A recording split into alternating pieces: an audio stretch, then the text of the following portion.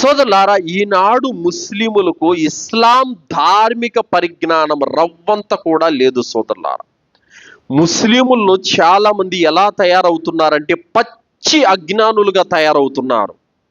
ఎలా ఉన్నారండి అంటే, ఎవడో ఒకడు పాత జుబ్బా ఒకటి ఫోటో తీసి ఈ జుబ్బా ప్రవక్త సల్లల్లాహు అలైహి వసల్లం వారిది అని ఫేస్బుక్లో పోస్ట్ చేస్తాడు.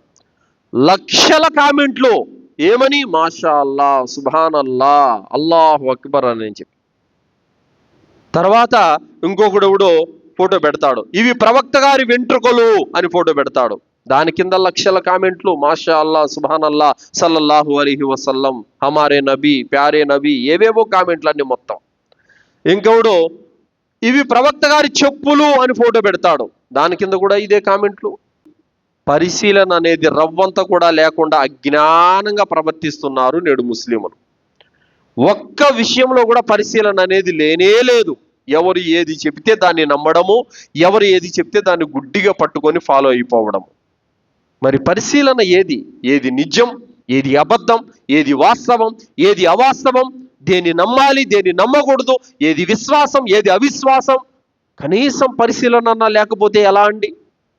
అవి ప్రవక్త గారి ఎంట్రుకలని నీకెవరు చెప్పారు? అవి ప్రవక్త గారి జుబ్బా అని మీకెవరు చెప్పారు? అవి ప్రవక్త గారి చెప్పులని మీకెవరు చెప్పారు? ఎలాంటి ఆధారాలు లేకుండానే ఎవడో ఫోటో పెట్టేసిన వెంటనే ఇవి ప్రవక్త గారి వేరు నమ్మేయడం.